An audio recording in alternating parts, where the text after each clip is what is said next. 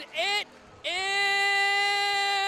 is time for football here on 90.5 WASU. Welcome, everybody, as we will see the App State Mountaineers take on the ODU Monarchs for a crazy train of a matchup. I'm your play-by-play host for today, Bobby Phillips. Joining me in the booth is the one, the only Adam Persico on color commentary, and of course, Ben Bruning, keeping the broadcast on lock back in the George G. Beasley Media Complex all the way back in Boone. We're here in Norfolk, Virginia, and it's sure to be a great matchup. Adam, how are you doing today? Bobby, I'm fantastic. We got into Norfolk last night. We had a great drive from the mountains to the sea. Here we are on the coast of Norfolk, the coast of Virginia.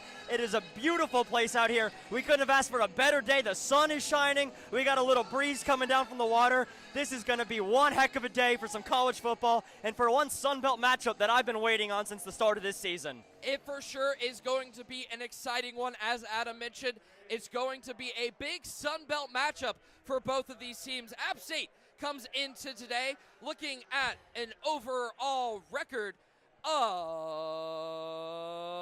4-3. Felt loss right there against a bitter Sun Belt rival.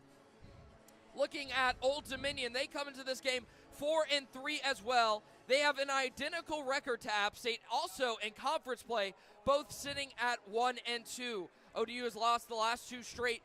Primarily the big one everybody's talking about is the loss at James Madison, where they got torched 63-27 on the road. Now returning back home into Norfolk, they're here to try and get back on track as App State is trying to do the same. However, on the road.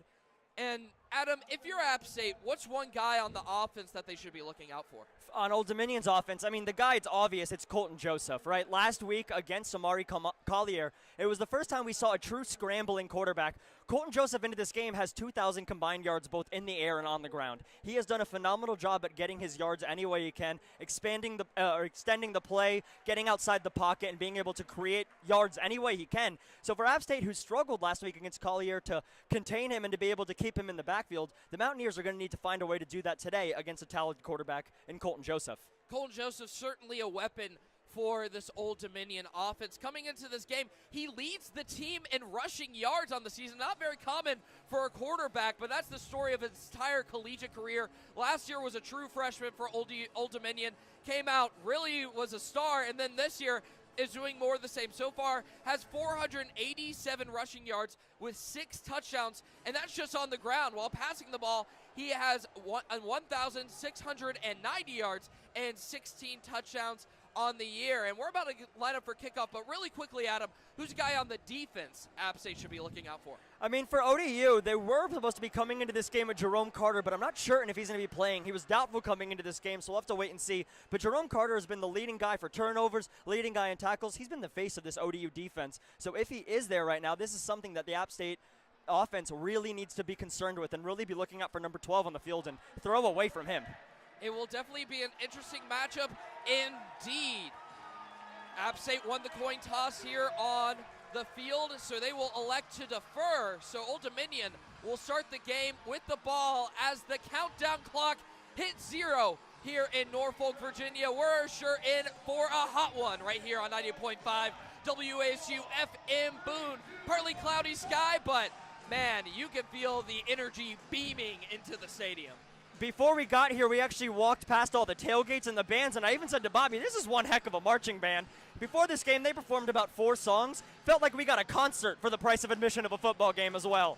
Great energy, great atmosphere. The ODU faithful are out in numbers today. This is the place to be if you're in Norfolk, Virginia. I'm glad I'm here with you, Bobby. I'm glad to be here with you as well, Adam. And as you mentioned, yeah, Old Dominion fans are here, expecting a couple more to trickle in since this is kicking off the day of college football at noon. I almost said the high country, but we're here by the sea. Cash McVay lining up for the kickoff. App State today with the black helmets, white jerseys, and black pants. Old Dominion with navy helmets and navy jerseys with the white pants. So pretty similar uniform matchup right there, as Cash McVay's kick is up and away and is booted high, and that will be a touchback.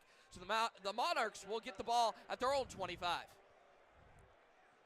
Yeah, and you mentioned it, Bobby said he came from the high country. Went from the high country to the low country. I believe we're 8 feet above sea level here in Richmond right now. I mean, it's a great time to be here, but both these teams tied 1 and 2 in the Sun Belt Conference, as you mentioned, both in the Sun Belt East. This is a very important game for standings in the Sun Belt. I mean, whoever wins this game is going to get a pretty good bump in the standings, and whoever loses is going to pretty much see themselves out of any sort of Sun Belt contention or possibly even, thinking about bowl contention at this point in the season. So now we'll see Old Dominion out on the field. Joseph shotgun formation, 2 receivers to his right, 2 to his left. Looking around, he'll take the ball, he'll hand it off, and that'll be run up the middle for a gain of about 3 for the Monarchs. The carry right there was by number 3, Devin Roche. And Devin Roche, the sophomore out of Baltimore, Maryland, who is the starting running back right now. He's been starting running back for ODU, but again, as we mentioned, not the main rusher. Interesting to see that right there.